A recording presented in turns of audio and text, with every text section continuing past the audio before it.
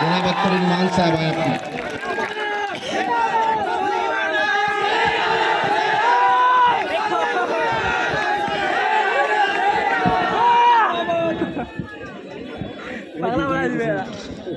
लहू को लिखता हूँ, लहू पानी नहीं लिखता।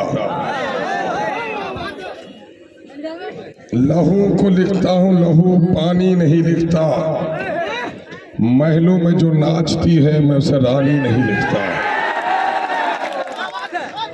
आने वाली नस्लें तुम पर नाज करेंगी।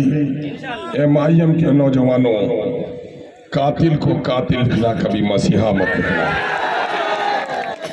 डाइस पे तशरीफ फरमा हमारे और आपके मोहसिन और मुरब्बी लीडर, हिंदुस्तान के मशहूर और मारूफ बैरिस्टर, गरीबों, मजलूमों, महरूमों की तवाना आवाज, मिल्लत की आन बान और शान, जनाब बैरिस्टर असदुद्दीन अवैसी साहब,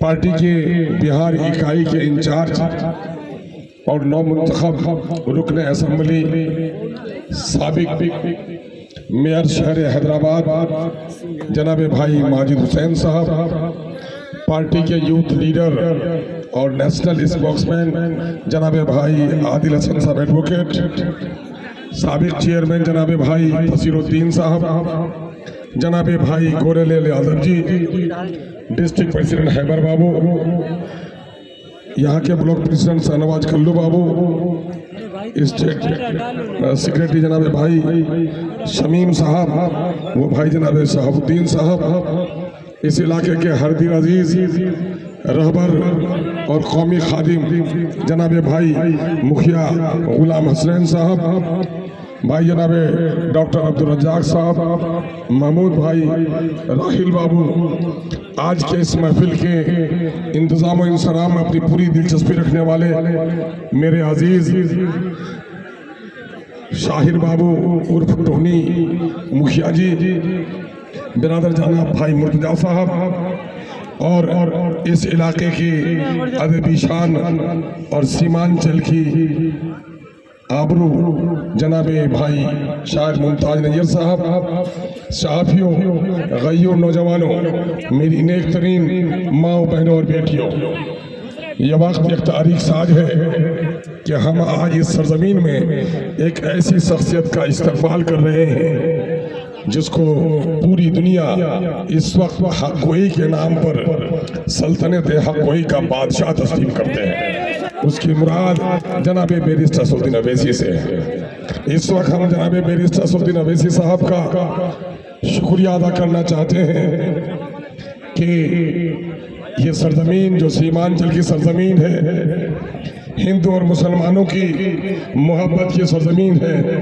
शरीफों की सरजमीन है, जो आज़ादी के बाद बिहार का खुशहाल तरीन इलाका था, आज बड़ी बदहाली से दो चार हुआ है। और हमारी इस बदहाली की लड़ाई लड़ने के लिए जिनको हमने बरसों से वोट दिया, जिनको हमने इज्जत दी, जिनके लिए कुर्बानी दी, उन लोगों ने अपने घर और ख़ानदान को तो संवारा, सीमांचल के गरीबों, किसानों और मजदूरों की खैरियत नहीं ली। मेरे पास अल्फाज नहीं, मैं किन अल्फाज में मुबारकबाद दूँ जनाब बैरिस्टर असदुद्दीन अवैसी साहब को। जब 2015 में 16 अगस्त को वो किशनगंज आए और किशनगंज की रिपोर्ट पढ़ी तो उनकी आंखों में पानी था और उसने कहा कि अख्तरुल ईमान, मेरा घर यहाँ से 2000 किलोमीटर दूर जरूर है, लेकिन ईमान और मिल्लत के रिश्ते से मैं आपसे करीब हूँ। यहाँ की जो बेबसी है, मैं उस लड़ाई को पूरी मजबूती से लड़ने के लिए तैयार हूँ। और उसने ही कहा कि जब तक आईन हिंद संविधान के धारा 371 के तहत सीमांचल को विशेष पैकेज न दिया जाए, उस वक्त तक सीमांचल के गरीबों, दलितों और मुसलमानों की हालत अच्छी नहीं हो सकती। मैं यहाँ के हिंदू और दलित भाइयों को भी कहना चाहता हूँ कि इस इलाके में दलित और हिंदुओं की भी हालत अगर खराब है तो उसका जिम्मेदार मुस्लिम लीडर है। इसलिए कि यहाँ बेशतर एमपी और एमएलए मुसलमान ही बने, लेकिन जो लोग एमएलए और एमपी बनकर के गए वो अपनी पार्टी में जाकर गुलाम हो गए, हमारे मसाइल के तर्जुमान नहीं हो पाए। मेरे भाइयों, यही वजह है कि सीमांचल का ये इलाका सबसे गरीब और फटा हाल है। नौजवानों का 70% आज दिल्ली और पंजाब में मजदूर है। मैं अक्सर कहता हूँ, बेटा पैदा होता है तो माँ दर्द भूल जाती है कि मेरे लाश पे कंधा देने वाला आ गया, लेकिन सच ये है कि हमारी गरीबी ने हमको उस जगह खड़ा कर दिया है कि माँ बस्ती में मरती है और गरीब बेटा मजदूरी के लिए पंजाब में रोता है। आज 10 और 12 साल की उम्र के बच्चे, जो हमारे बैरिस्टर साहब कहते हैं, जिनकी उम्र माँ के गोद में रात को सोने की है, गरीबी की वजह से दिल्ली के होटलों में पोछा मारता है। माँ जिसे सहला कर जगाती है, लेकिन वो बेचारा गरीब बच्चा रात के 12 बजे बर्तन धोकर सोता है। सुबह माँ जिन्हें सहला कर जगाती थी, होटल वाला उसे थप्पड़ मार कर जगाता है। क्या लोगों, ये सच्चाई नहीं है? क्या सच्चाई नहीं है कि 15 दिन की दुल्हन, 15 दिन की शादी के दुल्हन के हुए हाथों में मेहंदी का रंग भी फीका नहीं हुआ और गरीब अपनी दुल्हन को छोड़कर पंजाब जाने पर मजदूर है? ये सच है या नहीं है? किन जालिमों ने हमको लूटा है? किसने हमारा ये बदहाल किया, हमें बदहाल किया है? सच है, आज से 40 साल कबल बिहार के दूसरे हिस्से से मजदूर हमारे घर आता था और आज हमारा बेटा बच्चा बच्चा मजदूर बनकर बाहर जा रहा है। इन जालिमों ने हमसे वोट लेकर सरकार बनाई और हमसे टैक्स लेकर दिल्ली और पटने को सजाया। दिल्ली और पटने में तो कुत्तों के लिए इन बदमाशों ने हॉस्पिटल बना दिए, लेकिन मेरी माएँ तड़प कर मरती हैं और उनके लिए एक दवा भी नहीं मिल पाती। ये सच्चाई है या नहीं है? दिल्ली जाते हो, बम्बई जाते हो, जमीन पर सड़क बनी हुई है, जमीन के नीचे भी जमीन 2 सड़क बनी हुई है, आसमानों को छूते हुए फ्लाई ओवर्स बने हुए हैं, मेट्रो की लाइन बिछी हुई है। लेकिन बोलो, आज बस्सा की और भंकरद्वारी की कोई माँ बीमार पड़ती है और डॉक्टर कहता है कि आधा घंटा में अगर हर ऑक्सीजन इसको नहीं लगा तो ये बच नहीं पाएगी। नतीजा होता है कि जो किशनगंज की दूरी 15 किलोमीटर की है, उन्हें 80 किलोमीटर की दूरी तय करनी पड़ती है और रास्ते में न जाने कितनी बेटियां, हामला बेटियां हैं, बच्चे के साथ मौत हो जाती है उनकी। न जाने कितने हजार बच्चे अब तक माँ के पेट में हॉस्पिटल के बिना मर गए होंगे। इन फरिश्तों की शहादत क्या आपको परेशान नहीं करती? इन जालिमों ने हमारा क्या हाल रखा है। वक्त आ गया है ये लड़ाई लड़ी जाए और इसी लड़ाई को लड़ने के लिए अख्तरुल ईमान बड़ी मजबूती के साथ जनाब बैरिस्टर असदुद्दीन अवैसी साहब का बाजू पकड़कर अपने नैया को पार करने की कोशिश कर रहा है। आपको मालूम है, मैंने अक्सर कहा है कि वोट नहीं है, वोट जमहूरियत का सबसे बड़ा हथियार है। वोट नहीं है, वोट अमानत है। ये अमानत में बड़ी ताकत है। वोट नहीं है, वोट तलवार है। सिपाही को दोगे तो पहरेदारी करेगा और किसी जालिम के हाथ दोगे तो इसी तलवार से तुम्हें कत्ल करेगा, तुम्हारी गर्दनें काटेगा।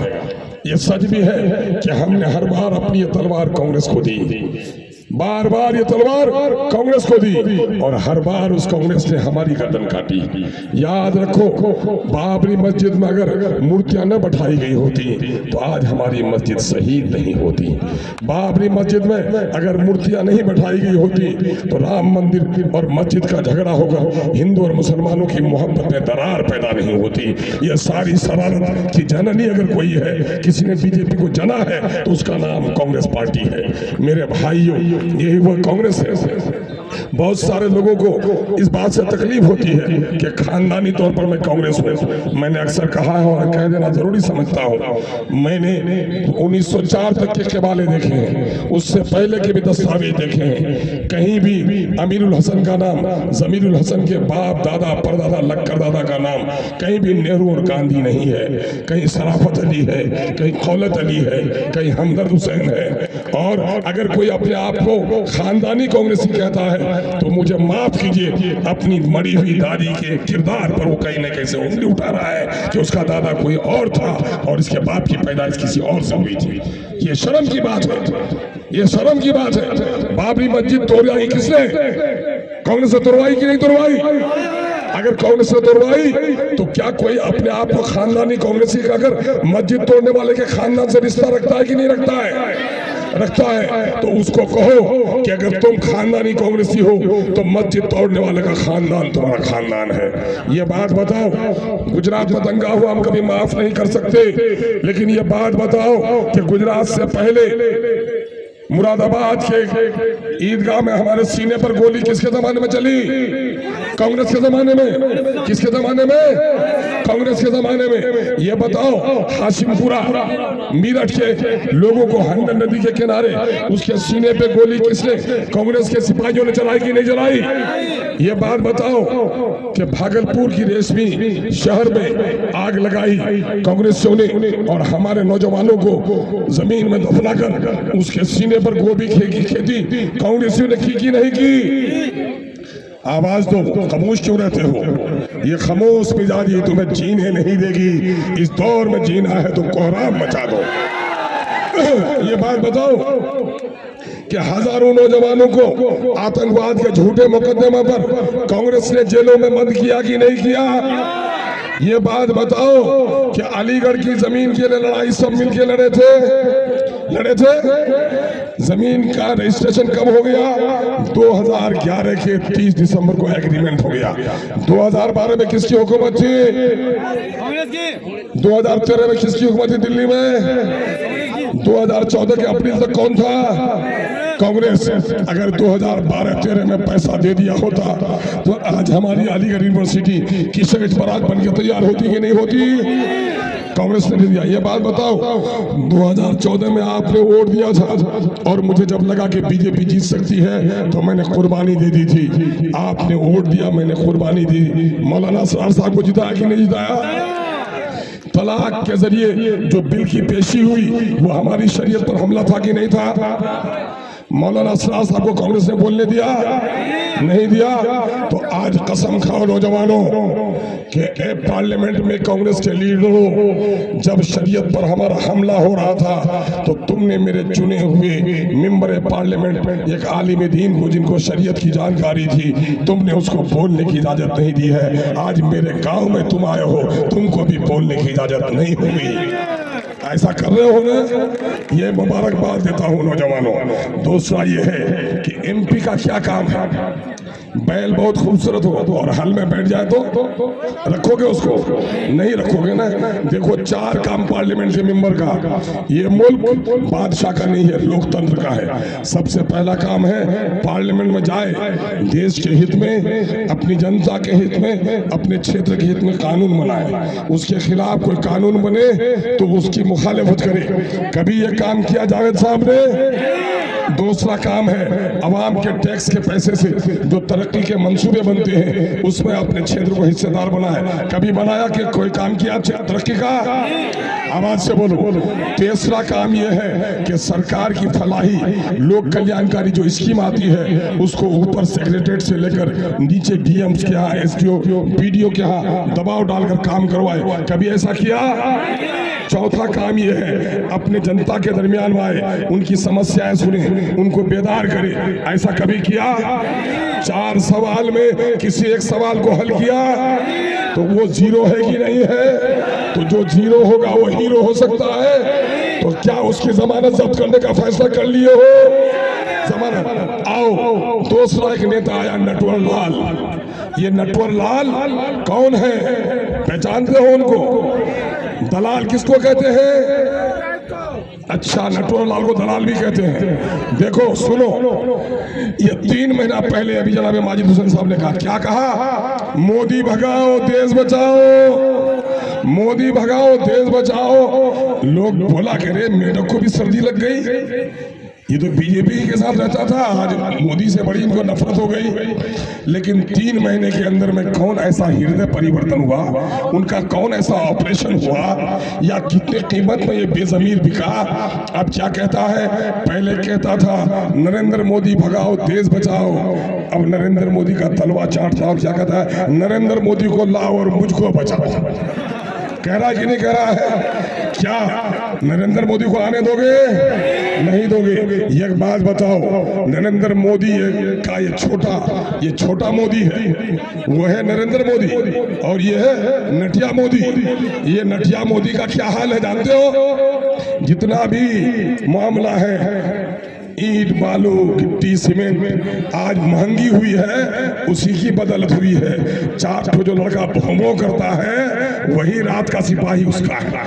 ये सुन लो मामला क्या हुआ। जब नरेंद्र मोदी का जबान नाम पर आता है, कौवा का नाम जबान पर आए तो काला की सफेद काला। अब नरेंद्र मोदी का नाम जब लब पर आता है तो एक मुस्लिम दुश्मन चेहरा, इंसानियत का दुश्मन चेहरा, इस मुल्क के कानून को पामाल करने वाला और दस्तूर को पामाल करने वाला चेहरा। बल्कि जब हम नरेंद्र मोदी का नाम आता है तो गोधरा की याद आती है, गोधरा की याद आती है। क्या हुआ गोधरा में? माँ के सामने में, बाप के सामने में बेटी की आबरू को तार तार किया गया। भाइयों के सामने में उसकी बहन के जिस्म के कपड़े उतारे गए। बच्चों के सामने में उसकी माँ की इज्जत लूटी गई, और दूध पीते बच्चों को उसकी माँ के गोद से छीन छीन कर आग में डाला गया। ये दर्दनाक मंजर याद है कि नहीं है? क्या ऐसे लोगों का कोई साथ दोगे? एक बात तो बताओ, मुसलमानों के खिलाफ सीएए का काला कानून मुसलमानों के खिलाफ बना कि नहीं बना? तलाक का कानून मुसलमानों के खिलाफ बना कि नहीं बना? 370 के दफा को खत्म किया गया, मुसलमान कश्मीर की हकमारी हुई कि नहीं हुई? ये तीनों मुस्लिम दुश्मन कानून में नरेंद्र मोदी का साथ नीतीश ने दिया कि नहीं दिया? इस नटिया से पूछो कि तेरे आका ने मुसलमानों की दुश्मनी की इंतहा कर दी है, और तू गुजरात के गोधरा में जिन लोगों ने दंगा किया उनके सरपरस्तों की हिमायत करने के लिए आया है। तुम्हें दौलत की जरूरत हो सकती है, तुम्हें शोहरत की जरूरत हो सकती है, तुम्हारी भूख नहीं मिटती, तुम अपने घर और खानदान को गोधरा वालों के हवाले कर सकते हो, तुम्हारे घर की बेटियां बिल्किस बन सकती है, लेकिन किशनगंज में हिंदू और मुसलमानों का अमन का गहवारा है। हम अपनी बस्ती को कभी गोधरा बनने नहीं देंगे, कभी गोधरा बनने नहीं देंगे। इसलिए ऐसे लोगों को पहचानो, ये कौन लोग हैं। देखो एक बात हम लोगों को आलिमों ने सिखाई। क्या सिखाई? न करबल में, न मक्तल में, न शाह के आगे मोमिन झुकता है फकत अल्लाह के आगे। गैरुल्लाह के सामने मोमिन झुकता है क्या? तुमने रेडियो की क्लिप देखी जिसमें फूल चढ़ाते हुए झुकते हुए देखा कि नहीं देखा? हम अपने आलिमों से गुजारिश करते हैं, यकीनन है कि हम अपनी तरफदारी की बात नहीं कहेंगे, लेकिन आप हक के तरफदार हैं। समाज में कोई बुराई फैल रही हो उसकी नकीर होनी चाहिए। जो शख्स एक अदद कुर्सी पाने के लिए अपने शरीयत और अपने अकीदे का सौदा कर सकता है, कल पार्लियामेंट में जब मुसलमानों के खिलाफ कानून आएगा तो वो शख्स वहां आवाज उठा सकता है? नहीं उठा सकता। क्या ऐसे सौदागरों को पार्लियामेंट में जाने का हक बनता है? नहीं बनता है। अख्तरुल ईमान आपके दरमियान में खड़ा है। 2014 में जब नीतीश कुमार जी ने मुझको टिकट दिया और बीजेपी से अलग हम लोगों ने कराया, 2009 में टिकट देना चाहा, मैंने कहा बीजेपी के साथ हो, और तस्लीमुद्दीन साहब मेरे सियासी उस्ताद हैं, बीजेपी के साथ जदयू से अख्तरुल ईमान नहीं लड़ सकता और अपने उस्ताद के खिलाफ भी नहीं लड़ सकता। मैंने नकार दिया। 2014 में जब बीजेपी से अलग कराया हम लोगों ने कहा आप लड़िए, आप जीत के आइएगा, अगर नहीं जीतिएगा तो एमएलसी बनाकर आपको मंत्री बना दिया जाएगा। 4 लोग थे, तीनों को मंत्री बनाया गया। मैं अगर इलेक्शन हार भी जाता तो मंत्री बनता ना, लेकिन मंत्रालय की कुर्सी को भी मैंने लात और जूते से मसल दिया। और जब मैंने देखा कि किशनगंज की हमारी गंगा जमनी तहजीब को पामाल करने के लिए नीतीश कुमार मुझे खड़ा किया है और अंदर ही अंदर बीजेपी को जिताने की कोशिश कर रहा है, तो मैंने उसके टिकट को लात मारा कि नहीं मारा? तो आज एक बेटा आपके सामने में किशनगंज का खड़ा है, सीमांचल का खड़ा है, जो बीजेपी को रोकने के लिए कुर्बानी दे रहा है, और एक ऐसा दलाल भी खड़ा है जो अपने फायदे के लिए मिल्लत को कुर्बान करना चाहता है। क्या बदनीयत है कि नहीं? ऐसे बदनीयतों की कुर्बानी कर दोगे कि नहीं कर दोगे?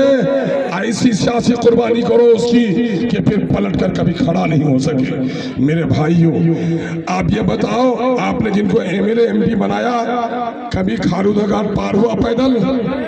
कभी बालूबर गया था? आज कौन सा दर्द है बैरिस्टर सदर अवैसी को? क्या उसका भाई यहाँ से एमएलए लड़ेगा? अरे बैरिस्टर साहब का भाई एमएलए लड़ेगा, उनका बेटा लड़ेगा, उनको मुख्यमंत्री बनना है? नहीं। तो ये दर्द तुम्हारे ईमान के रिश्ते का दर्द है कि मेरी बेटियां दर्द ज़ह में मर जाती हैं, हॉस्पिटल नहीं पहुंच पाती। मेरा इलाका गरीब है, वो चिलचिलाती धूप में आता है और पैदल चलकर खारूदो घाट पार होता है, और इनके कदम मुबारक जब पड़ते हैं तो पुल का सेंक्शन का काम होता है। ये देख रहे हो कि नहीं देख रहे हो? ये पुल के काम का 2018 में अख्तरुल ईमान ने सीमांचल पुल निर्माण संघर्ष समिति बनाई और वहीं धरना दिया था कि नहीं दिया था? बाद को हमारे दोस्तों ने भी एक पुल संघर्ष निर्माण संघर्ष समिति बनाई। उनकी कोशिशों का भी हम इनकार नहीं कर सकते, लेकिन ये बताने के लिए आए हैं, मांग रहे थे 70 साल से, तुमको हक न मिला, जब लड़ने के लिए तैयार हो गए तो तुम्हारा पुल बनने का काम शुरू हो रहा है। इसका मतलब क्या होता है? मांगने से भीख मिलती है और लड़ने से हक मिलता है। मांगोगे कि लड़ोगे? तो लड़ने वाला कौन है? अवैसी। तो अवैसी का साथ दोगे कि भिखमंगों का साथ दोगे? अवैसी का साथ दोगे। सुनो, अख्तरुल ईमान आज आपका भाई है, सीमांचल का बेटा है, आज अमोर से जाके लड़ा और क्या हुआ? मेरे दिल में दर्द है गरीबों की। मैंने कहा है बहुत सारा अमीर होता है, गरीब के बेटे के बदन पर अच्छा कपड़ा देखता है तो वो नोचनी होने लगती है। मैंने गरीबों को जगाया है, मैंने मजदूरों की इज्जत की बात की है, मैंने समाज में मजहबी मुनाफरत के खिलाफ बात की है। यही वो दर्द था कि बिहार असेंबली में पहुंचा तो मैंने कहा जो दिल्ली कमाने जाता है, जो बम्बई कमाने जाता है, वो अपने बाल बच्चे के सिर्फ नहीं जाता, मुख्यमंत्री जी बिहार में भी टैक्स देता है। जब वो मरता है विदेश में, उसकी लाश उसकी गरीब बीवी ला पाएगी या मातम करेगी? नतीजा हुआ अख्तरुल ईमान ने गरीबों के एक्सीडेंटल लाश जो विदेश में मर जाए उसको फ्री में घर लाने तक का कानून बनवा देता है। अख्तरुल ईमान जाता है और कहता है कि अमोर बैसा के लोगों ने हमें इज्जत दी, को सलाम करते हैं कि आज मेरे पैसे से पटने को तैयार कर रहे हो, नालंदा को दुल्हन की तैयार कर रहे हो, हमारा सीमांचल डूब रहा है, इंसाफ करो। घर कटे हुए लोगों को पैसा दिलवाने का कानून बनवाया और क्या करवाया? जो कानून बस्ते में था ठंडे से निकलवाया और आज वहाँ 2 अरब रुपए से 260 करोड़ रुपए से 1 किलोमीटर से लंबा पुल वहाँ सेंक्शन करवा कर अभी इसका काम शुरू करवाया। लड़ने से क्या मिलता है? हक, और मांगने से लड़ना चाहते हो तो तय कर लो। इस वक्त एक ही जमात है। और एक बात मैं और बताता हूँ, अख्तरुल ईमान सिर्फ एमपी नहीं बनने आया, इस बिहार में पूरी राजनीति हो रही है जात पर आधारित। अभी जाते आला गन्ना की जो रिपोर्ट आई है उसको पढ़ो। बिहार की आबादी हो गई 13 करोड़, 2 करोड़। ये देखो ये ठंडी हवा बह रही है, तुम्हारे जज्बे को सलाम कर रही है। देखो क्या हो रहा है, 13 करोड़ का बिहार, 20,49,000 सरकारी नौकरी, मुसलमानों का हिस्सा 3,68,000, मुसलमानों को मिली नौकरी सिर्फ 1,73,000, 1,95,000 नौकरी। इन बेईमानों ने 30 सालों के दरमियान में, ये 30 साल में राजद की हुकूमत रही कि नहीं रही? बोलो, कांग्रेस की रही कि नहीं रही? जदयू की रही कि नहीं? भाजपा की रही कि नहीं? सब ने हमारे साथ नाइंसाफी किया है, सब ने हम पर जुल्म किया है। आज शेरशाबादी भाई की आबादी 13 लाख नौकरी में हिस्सेदारी उनकी 21,000, उनको नौकरी मिली सिर्फ 5,500। उनके साथ नाइंसाफी हुई कि नहीं हुई? इस सारी नाइंसाफी की लड़ाई में लड़ रहा हूं और बड़े मजबूती से लड़ रहा हूं। देखो इस वक्त नरेंद्र मोदी 400 सीट लाना चाहता है। और क्यों लाना चाहता है? ताकि मुसलमानों को जो कानून में हक मिला हुआ है संविधान में, वो उनका छीन लिया जाए। जिस स्टेट में उनको 4% रिजर्वेशन मिला हुआ है उसको खत्म कर दिया जाए। इसलिए तीर लेकर यहाँ आया है कि धोखा देने के लिए आया है। असल में क्या है? तीर को तीर समझना फूल है, हकीकत में ये नरेंद्र मोदी का फूल है। ये पहचान नहीं होने, ये दोगला अभी देख रहे हो, मुस्लिम टोला में जाता है तो नीतीश का फोटो दिखाता है, आज जब गैर मुस्लिम टोला में जाता है तो अपने आका मोदी का भी फोटो दिखाता है। अरे कुछ भी है, वोट की जरूरत है, हम लोग तो प्रधानमंत्री मोदी को न बनाएंगे। ऐसा दगाबाज जो मंदिरों में जाए तो मंदिर का हो जाए, मस्जिदों में जाए तो मस्जिद का हो जाए। ऐसा नहीं होना चाहिए। गांधी और मौलाना नेहरू में बड़ी दोस्ती थी। गांधी एक नंबर हिंदू रहा, पूजा करता रहा। मौलाना ने कभी अपनी टोपी का सौदा नहीं किया। लेकिन ये जो जहाँ जाता है रंग बदल लेता है। मैं कहता हूँ कि इश्क कातिल से और मकतूल से हमदर्दी भी। ए मुनाफिक, बता मोहब्बत की रज़ा किससे मांगेगा? सजदा खालिक को भी और इब्लीस से याराना भी। बता कल हश्र के मैदान में अजर किससे मांगेगा? मेरे भाई, ये दो अगले किस्म कैरेक्टर के लोग हैं। ऐसे लोगों को सबक पढ़ाओगे कि नहीं पढ़ाओगे? जिन लोगों ने धोखा दिया बदला लोगे कि नहीं लोगे? तो पार्टी ने एक नारा दिया है, जोश है जवानों में, गुस्सा है नाइंसाफी के खिलाफ। आवाज ऐसी लगाओ मेरे साथ कि नीतीश कुमार के बेईमानी के कान का हड़िया फट जाए और मोदी के जुल्म और ज्यादती करने वाले दिमाग के बगल में जो कान है उसका भी पर्दा फट जाए। आवाज लगाओगे? इनकलाब, इनकलाब। मैं 4 मिसरे पढ़ूंगा, दोहरा देना है। दोहराओगे? आवाज होनी चाहिए। जिसका बाजू टूटा हुआ है या कमजोर है, दर्द है, वो नहीं उठाएगा, और जिसके बाजू में ताकत है उठाएगा गुस्से के साथ। बोल रहा हूं, सबने दिया है हमको चोट, सबने दिया है हमको चोट, सबके दिल में है खोट। अब न देंगे इन बेईमानों को वोट, अब न देंगे इन बेईमानों को वोट, अब न देंगे इन दल्लालों को वोट। अब अपनी पार्टी अपना वोट, अब अपनी पार्टी अपना वोट। इनकलाब, इनकलाब। बैरिस्टर सौदीन अवैसी, बैरिस्टर सौदीन अवैसी, पतंग का निशान, पतंग का निशान। ठाकुरगंज की आवाम, अल्लाह का शुक्र है, आपके जोश जज्बे को सलाम करता हूँ और ऊपर वाले से दुआ करता हूँ, ऐ ऊपर वाले, ये जो जुनूनों की जमात है ये मजलूमों की जमात है, जिनकी माएँ न जाने कितनी दवाओं के बगैर मर गई हैं, जिनकी न जाने कितनी बहनें पेट में बच्चे रखकर मर गई हैं, न जाने कितने नौजवानों को सही रोजगार नहीं मिल सका, न जाने कितने किसानों की हालत खराब हो गई है। मेरे भाइयों,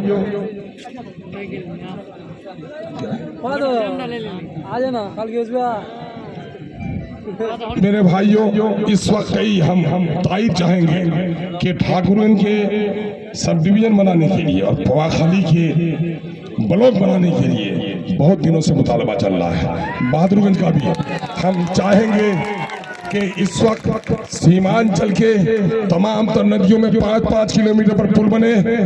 तैयबपुर का वो पुल, जब बारात आती है और माँ बीमार एम्बुलेंस पर आती है, आधा घंटा लेट होता है कि नहीं होता है ना? ये लोग मंत्री बना कि नहीं बना? बोलो इन मंत्रियों से, तुम मंत्री बनकर एक पुल नहीं बना सकते हो तो तीर की वोट के दलाली करने के लिए मेरे बस्ती में भी नहीं आ सकते हो, ये कहना पड़ेगा। इसलिए मैं आप लोगों से अब जुदा होता हूँ बड़ी उम्मीद के साथ।